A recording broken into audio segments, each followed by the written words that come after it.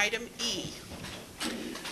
I move that Dr. Kay E. Royster be appointed Superintendent of Schools for the City of Peoria, School District 150, Peoria, Illinois, effective July 1st, 2002, and that the superintendent be given an employment contract for a period of 3 years beginning July 1st, 2002, and ending June 30th, 2005. Second. Is there any discussion? Would you call the roll, please? Mr. Allen? Aye. Mr. DeHunt? Aye. Mr. Schock? Aye. Mr. Whelan? Aye. Mrs. Deissler? Aye. We got one Aye. more.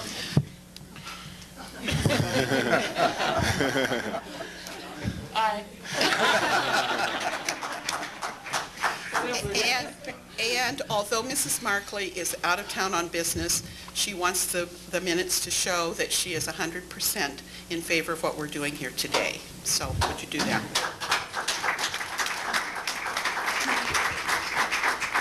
It is my privilege to welcome and introduce Dr. Kay Royster as the next superintendent of the Peoria Public Schools. She comes to us via Kalamazoo and Detroit. Some would say that we're making history here today. The first woman superintendent. Thank you. I assure you that was not the goal when we set out to select the next superintendent. Our goal was to find the very best person to work with our children, our employees, and with our community, and we have done that. Dr. Royster has superintendent experience and comes to us with success in working with children at all achievement levels. Student achievement will continue to be the focus of our work, the board and the administration. However, that will be on both ends of the spectrum. We intend to attend to the children in all schools. This is certainly an important day for the children, the employees, and the community. I hope you'll help me welcome Dr. Kay Royster.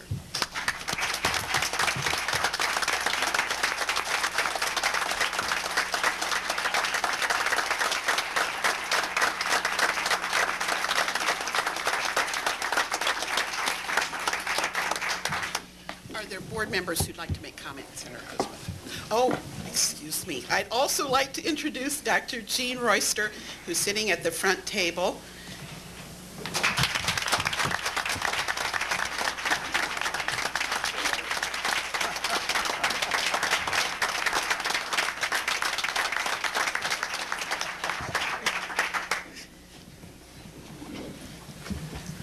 Are there board members who'd like to make comments? Sure. I also would like to welcome Dr. Royster. I know that with her background and experience that we are going to get a piece of what she can bring here from, and I think I saw an article said from the big city. So I think that I can speak for most of the community, at least the ones that I talk to a lot, and they are excited about what she may bring and what she can do for us. So and I'm very proud of our board for selecting such a person. So welcome, Dr. Royster. Thank you. I know that when we set off on this adventure to find a new superintendent, we had the final cut was down to 6 individuals that we interviewed, and every candidate had a little something different to bring to the table. Every one of them was extremely strong, very impressive, but I must say that Dr. Royster was head and shoulders above everyone else, and I am so glad that she accepted the job here in Peoria. I think that we will see some very great things coming to the Peoria Public Schools, and it's going to be an exciting time in the very near future because it's going to be a great ride, I think. Thank you. Madam Deissler. Yes. You know those phone calls that board members get. My son missed the bus. My daughter missed the bus. My high school child got an F in music. Can you explain this? Can you, and just go on and on and on. I had 14 phone calls about this lady. And they all said she's number one.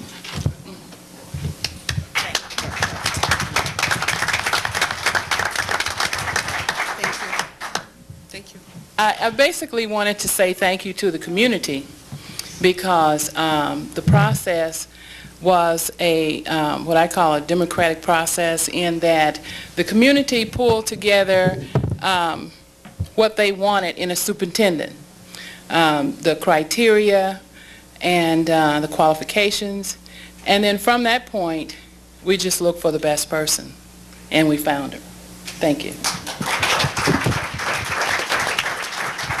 Mr. Schock. It's always tough to go last when much of what you want to say has already been said, but I would say that that we did look to the community to give us some input on what the community was looking for in a superintendent. And when I say community, I mean staff members, students, business leaders were on that superintendent advisory committee. And I will tell you, this board member looked at that, those criteria one-on-one, and this next superintendent exceeds in all of those areas. And I stand 100% behind Dr. Royster, and I'm eagerly awaiting all of the great things I think we're going to see in the years to come. So welcome aboard, and thank you for accepting our invitation.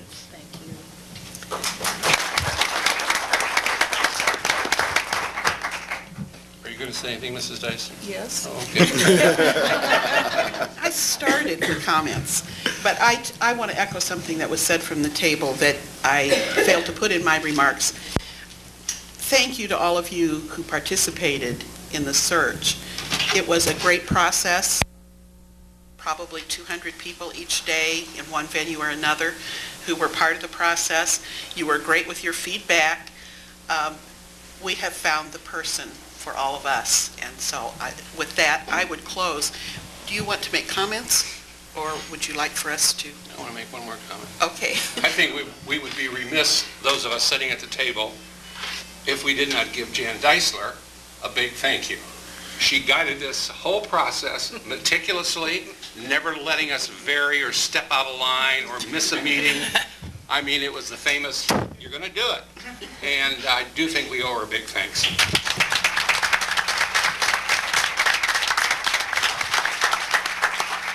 And to the media, I might add, we're right on time in April. We told you when this was going to happen, and we did it, so we came through. Would you like to make just brief comments? Mayor? Thank you. I have to tell you how moved and delighted I am to be able to have been offered and to accept the appointment as superintendent of the Peoria Public Schools. The people who are in this room are people that I met on my last visit here. As a matter of fact, there's a wonderful lady in the back of the room whose name is Gwen, who is the first community person that I met here in Peoria at the store. And she had such wonderful things to say about the community, and I have found in my brief time here that they are all very true. And that is the same for the rest of the people who are in the room. I remember meeting you, and I remember the commitment that all of you had to the achievement and improving the achievement for children in Peoria. And I can't thank all of you and the board members and Mrs. Deissler for the leadership that you have provided, and to my husband, who has been with me every single step of the way, driving from Chicago to Peoria. This is a fabulous experience, and I am looking forward to continuing to working with you in collaboration to ensure that every child in the Peoria Public Schools gets a wonderful opportunity for a very, very bright future. Thank you so much.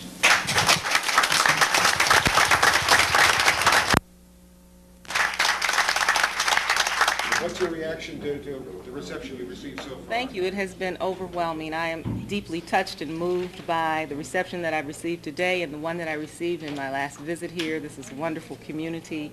I remain impressed with the focus on student achievement and the community's focus on wanting to collaborate with the school system to ensure that all children are achieving at high levels. It's a tremendous opportunity for me. What is going to be your first task? Obviously, to learn more about the Peoria Public Schools and about the community, so you'll see me moving about the school system and the community, talking to a lot of people, learning what I can from parents, from the school board members, from all of you, about what has occurred here, and getting some insight on how to move forward. I've got a silly question, I suppose, but the budget of this district is a primary issue for these board members behind you. You talk about educating children, but the budget is going to be the first thing you're probably going to have to worry about. The budget is very much a significant factor in the education of children, because what you want to do is to make sure that you're spending your resources appropriately, efficiently, and effectively such that children are getting what they need. Peoria is not unlike most urban school districts across America where we're experiencing budgetary issues, and we'll take a look at that. We'll spend some time with your comptroller and with your current superintendent, who was here this afternoon, and I'm delighted that he did to be a part of this celebration. He and I are planning to get together tomorrow so that he can provide me some updates and input into how Peoria is looking at this problem right now. Dr. Royster, you are the first African-American woman to be elected as superintendent for District 150. How does that feel? Well, it feels wonderful, but at the same time, I was the first before. In the Kalamazoo Public Schools, I was the first African-American high school principal when I was high school principal in Rochester, New York. So for me personally, it's exciting, wonderful opportunities, but at the same time, I'd love to be able to share this spotlight with other African-American women and women in general who are interested in these kinds of positions. What Ms. do you Royster, think what are that your means? thoughts on keeping and/or expanding Edison schools here in the district? Well, we have the Edison schools, and it is my understanding that the board has decided to maintain them, and I think the real question is, how well are they doing? Are they delivering on the goals and the missions as presented to the Peoria Public Schools? And we'll be taking a look at that. Coming in, are you in favor of Edison? Are you in disfavor of Edison? Well, what I think you do is that you work from what is in place, and you make some evaluation Yeah. of how the programs are proceeding, and then you make some decisions later on. But from all indications, things seem to look pretty decent with the Edison project. On a personal level, Yeah. what are your first steps? So your husband is here? He is. My husband is Eugene Royster, Dr. Eugene Royster, and there he is. He is here. He is with me every step of the way, as I have been with him in these professional endeavors. And he be looking for something locally as well, or is he retired? You'll need to ask him. He has formally retired, but he's never been a person who has not worked and made significant contributions to the world of education. He's an outstanding educator in his own right, has conducted national studies in the field of education, one of which was the first national study of magnet schools, national evaluation of magnet schools in the United States, and there are only 3 that are in existence now. He conducted the second national Head Start study evaluation, so I am sure that he will be called upon from somewhere in America to continue putting his great skills to use. I don't know if they asked you this before because I missed a little bit of it, but standardized testing, that is a big issue. It was a big issue for you when you were in Detroit. What can we expect to see? It's a big issue across the nation, and what we are going to need to do is to learn the specificity on the guidelines and laws that are coming from the federal level, because those will signal changes for the way in which we conduct business at the state. For example, the federal legislation requires that we test every year in elementary grades in reading and mathematics, and that will be a change, and I don't know yet how that's going to be actually provided for in the state of Illinois, but there will be some significant changes. In addition, we will want to look at a local system of assessment here in Peoria to make sure that our children are getting an aligned kind of circumstance and opportunities to practice before they take the ISAT. What about your experiences in Detroit in terms of children who live in households under the poverty line? How do you think we're going to work in Peoria to improve their education and testing scores? Well, I think that it's been demonstrated certainly in Kalamazoo and other places across the nation, most recently in Mount Vernon, New York, that poverty is not the factor in achievement. The major factor in assisting children in their achievement is the appropriate curriculum, competent and expert teachers, and time on task. Time is the major factor in achievement, and I'm confident that we can continue to build upon the work that is already being conducted here in Peoria. What will be your first order of business when you start meeting first, other than shaking hands and meeting everybody? Well, when you're shaking hands and meeting people, you're always learning and teaching at the same time. I am a teacher, and if you're a teacher, you're also a learner, so I'm looking forward to hearing what people have to say and taking care of some of the very important issues. We mentioned the budget a moment ago. But one of the things that we're going to focus on right away is to make sure we get our local system of assessment in place. That is going to be key to moving the children forward on their ISATs. Explain that further, could you?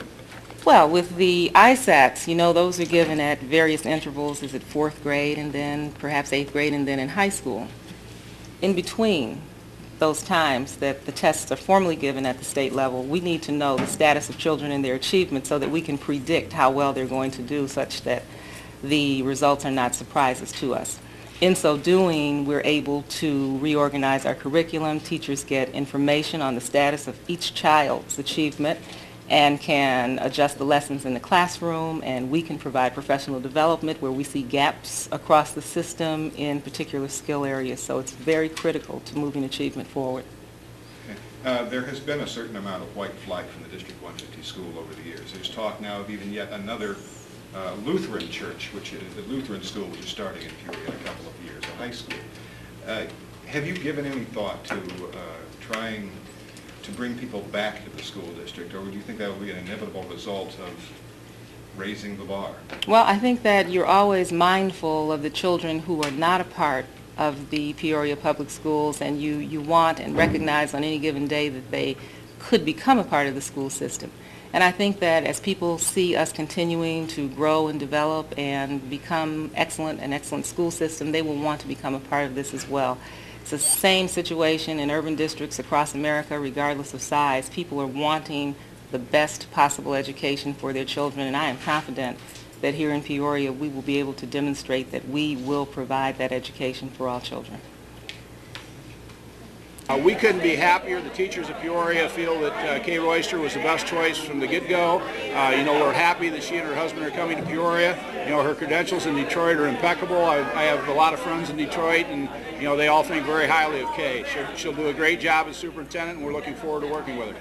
We're back on Captions. We have the distinct honor of having a short interview with Dr. Kay Royster, who was just appointed the new District 150 School Board Superintendent beginning July 1st in 2002. First of all, Dr. Royster, welcome to Peoria. Thank you. It's a distinct honor and pleasure to be here as Superintendent of the Peoria Public Schools. Viewers have just seen the press conference and the board meeting that have officially appointed you as the new superintendent. Overall, in your trips to Peoria, in researching the job and interviewing, what have you thought of Peoria overall as a community?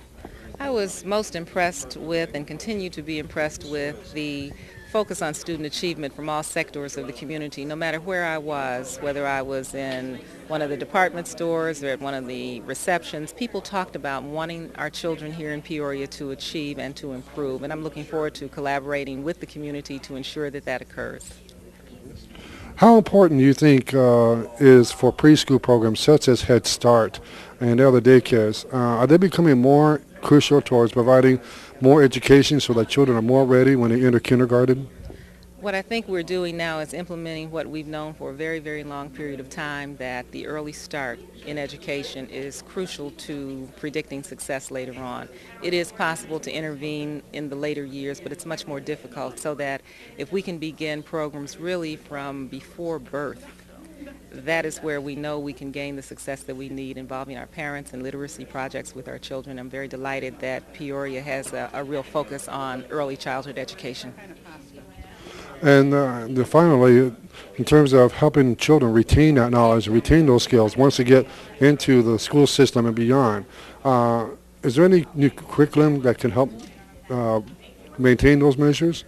Well, what I think is important is that we teach children how to think at very, very high levels, how to become very literate, how to compute at high levels, because the world of information is changing so rapidly that we can't possibly teach our youngsters everything that they're going to need to be successful in their lives, so that there are key skills that are going to become very, very critical, because they will be learning as long as they live. The jobs change. We anticipate that they will change jobs probably about 6 times in their careers, unlike yourself and myself, where we were knowing the careers that we were going to be engaged in and that we were going to remain in them until retirement. That is not the case for children anymore. So we have to make sure that they are thinkers, strong thinkers, and in many instances creators of knowledge. So it's a real challenge to make the transition from what was to what needs to occur to ensure that our children will be successful.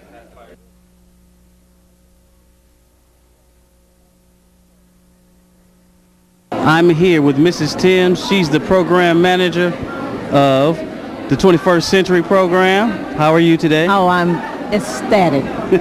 Just ecstatic. You had a very nice show in there today. Thank you. Thank you. I know it took a lot of hard work, It did. It did. but I know you probably still enjoyed it.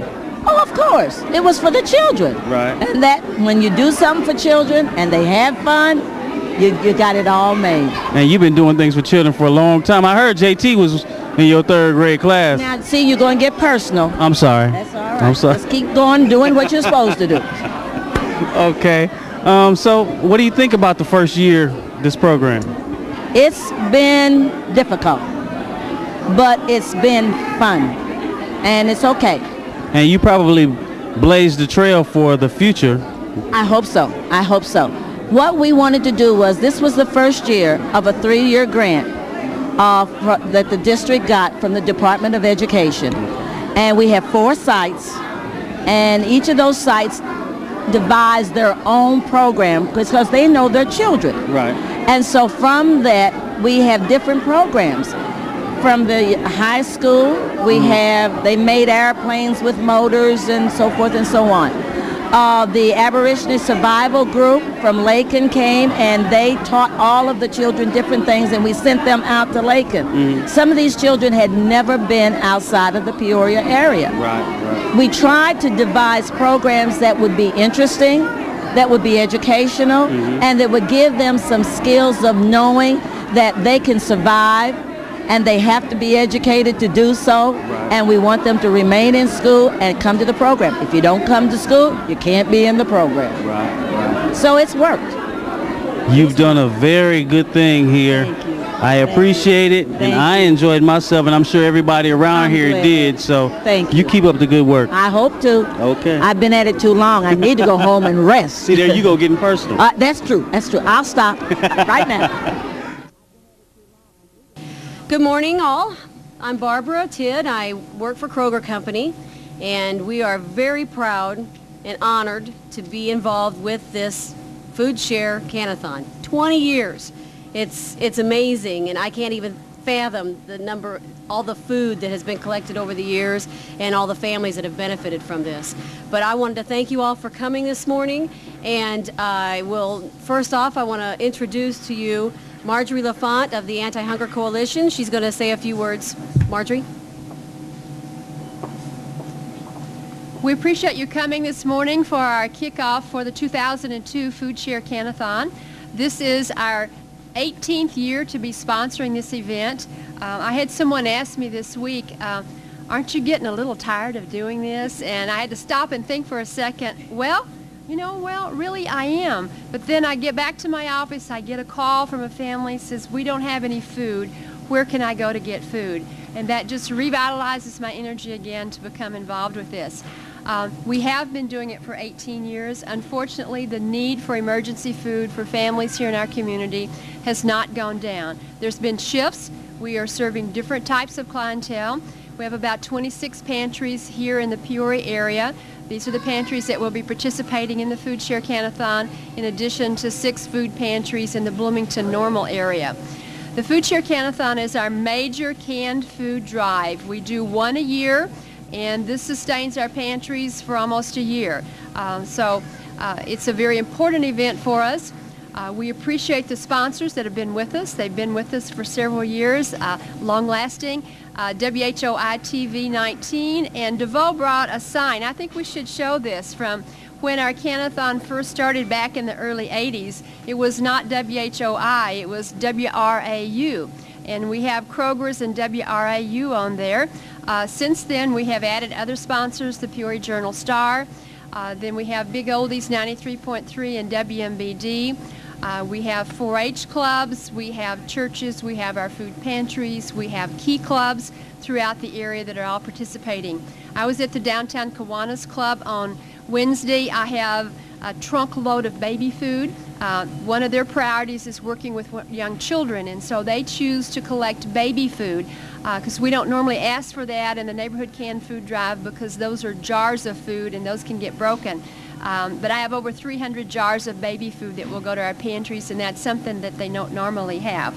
A little bit about the need. Our food pantries are serving about 20,000 individuals every month. And so the community kind of knows how we're organized. Through the Anti-Hunger Coalition, our food pantries have a specific neighborhood that they cover. So when someone is out of food, we refer the people to the pantry in their neighborhood. It's easier for them to get there, plus they can be served right in their neighborhood, and the pantry can help meet some of the other needs. Each pantry is operated by volunteers, and we have a huge core of very, very dedicated volunteers, and we have some of them over here in the background that work every week, every month, distributing food to needy people. You are missed. You can take your groceries to the Kroger's drop boxes. Kroger's will have drop boxes in their stores for the next 2 weeks, I think up until April 28th, and you can bring your food there. Also, Kroger's has bags that pre-made bags that you can buy at what, $2.50, $5, and $10, and they just run that through when you go out. You'll see one of them here, I think.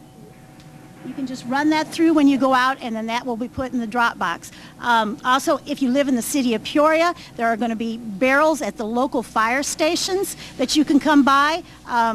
The Peoria fire stations have cooperated with us for almost the entire run of the Can-A-Thon. So if you live by a fire station and it's easier to get to than a Kroger store, you can just drop your food in a local fire station. Okay.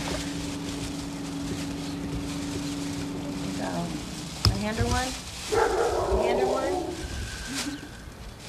There you go. Thanks. Thank Have you a very good day. much. See you. What do you use it for? Thanks.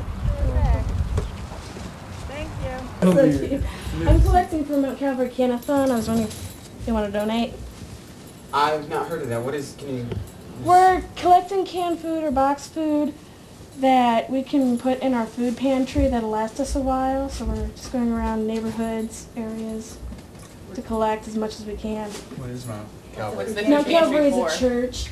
Food pantry is for basically some homeless people that really can't afford much. And they come in and eat. And sometimes after church services, they serve foods. Oh, serve food? Yeah. That's cool. Where are you located at? We are located on what street is it? I don't know. Huntsville, I think. Continuing with our Can-A-Thon foodies, it is the Food-Share Can-A-Thon Day, Sunday, April the 14th. We're with some people who are out collecting Can-A-Thon cans for the Food-Share Can-A-Thon. Can I get your name? My name is Shelby Cooper. Shelby, are you with an organization that's collecting cans? I am with the youth groups with Mount Calvary Church. And why did Mount Calvary decide to go out and collect canned goods for the Food-Share Can-A-Thon? We're basically collecting canned foods for our food pantry at Mount Calvary. So basically people that come in that can't really afford or anything, they can come in and eat with us after services. Do you provide Sunday meals after services? Sometimes, yes, we do. Do you know whether or not your pantries have seen an increase or decrease in people coming and eating food? I'm not there very often, but I believe it's been doing better than we usually have. Why is it important for youth of your same age as you to go out and do service projects like this? Well, basically I believe it is because we need to learn more about volunteering and teamwork. Is it a lot? Now we're here with Shalonda Anderson, who was with a youth group from Commonplace that went out and collected cans for the Food-Share Can-A-Thon. Couldn't pick a better day, huh? Oh, no, not really. It was a nice day, and we had a lot of bags. We collected a lot of bags. About how many bags do you think you collected? About 34, somewhere. Tell me how many people from the Commonplace participated in the Can-A-Thon. 10 people. 10 people and 3 adults. 10 kids and 3 adults. Why did you decide you wanted to go out and help collect canned food? Because I knew I was helping someone. I knew I would be helping other people out. Do you think there's still a big problem with hunger in the Peoria area? Yes, there's big. Very big. Yes. And why would you encourage other youth of your age to do community service projects such as this? Because it's helpful, and I think it would mean a lot more to have younger people doing it. Come on, Miss Shalom. 1, 2, 3. Commonplace! Woo! And to wind down our coverage of the 2002 Food-Share Can-A-Thon, we're now with Richard Adams, who is the manager of the food bank. And Richard, for those who may not be totally familiar with what the food bank does, give us a little bit about what its operations are all about. Well, the food bank, education-wise, is for the people that are not familiar with us at this day and time, which I think is few. We're here to establish food for the pantries in the community. The food bank is like a bank for the pantries. All of the pantries can come to the food bank and get food. We get our food from the major manufacturers, and we are part of the Central Illinois, the Illinois Foster Food Bank Association. Illinois Food Bank Association. And we gather food from major spots like Springfield, Champaign, St. Louis, even Moline. We get several food spots where we pick our food up, and we distribute it throughout the neighborhood. Tell us, so beyond Peoria County, how many other counties would you say that you serve? Oh, we're dealing with about 11 counties, 9 active counties, the large ones being Fulton and McLean. Peoria, Fulton, and McLean are large counties, but we're dealing with all the counties in between. Now, another successful Can-A-Thon has just been completed for 2002, the 18th year, but the need for food goes year-round. Tell us about a couple of events coming up in May that will benefit the pantries and the food bank. Yeah, well, this Can-A-Thon is not completed, as today is Sunday, the kickoff, and actually we'll have containers out in the Kroger stores the next 2 weeks for this Can-A-Thon. Okay, hold on. You're right. I should have mentioned that. I want you to take that again.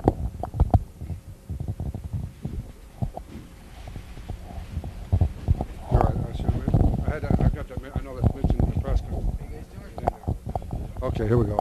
All right, take 2. Now, even though this is the main kickoff of the Can-A-Thon, this year's collection of food for the Can-A-Thon continues. Yeah, to clarify that, this Can-A-Thon was kicked off today, but we still have canisters, a box in the Kroger stores for the next 2 weeks, and that would end this one. And unfortunately, we are happy to have the postal Can-A-Thon, which starts right after that, which will be May the 11th, and that's when the mailmen pick up a can. That's one that also benefits the community, and postal people are going to great levels to make this a success also. Coming up along with those 2 things that I mentioned is a new game for me and a lot of people, this Frisbee golf. They call it disc golf really, but it's Frisbee golf. You got a course, 18 holes, and you play it. $15 to participate. You get a sweater and a disc, and $5 is going to be a donation for the food bank. And we're hoping a lot of people will participate. Me, I'm a rookie. I'm going to play. Tell us a bit more about the disc golf tournament as far as when and where. This will be held at the Bradley Park, and for some of you already know about the course, this label there on the course at the park. As I say, I'm new with this program, but I plan to participate, and in the near future we'll have some more publicizing, telling about where to meet and what hours it will be and so forth. But we are planning to do it on the 4th from 9 to 4, and we'd like as many people to come out and participate as possible and show your skills.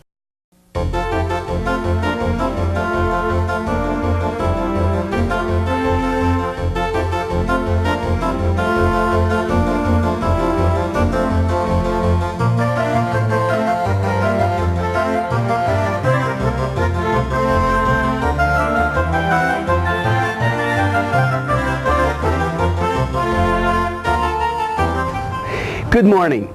My name is Brian Fox Ellis from Foxtails International, and we're here at Barnes & Noble's with the Community Action Agency's Foster Grandparent Program. We're here to celebrate literacy and reading aloud to children.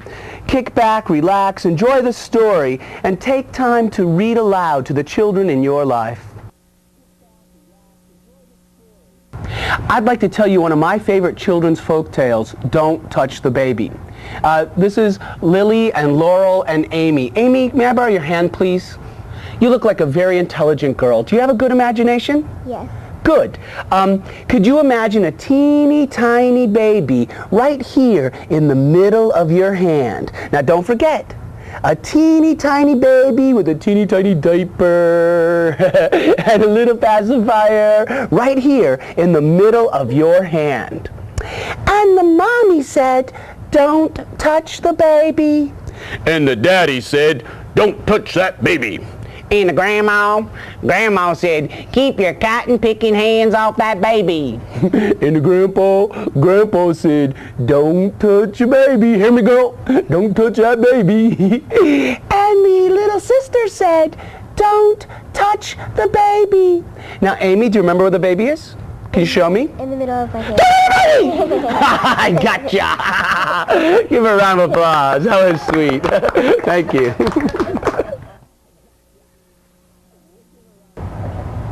Hi, my name is Grandma Doris, and I'm going to read you the story called Chicka Chicka Boom Boom. It's written by Bill Martin and John Archibald and illustrated by Lois Elhert. Has anyone heard this one? I figured that. Okay. A told B and B told C, "I'll meet you at the top of the coconut tree." "We," said D to E, F, and G, "I'll beat you to the top of the coconut tree."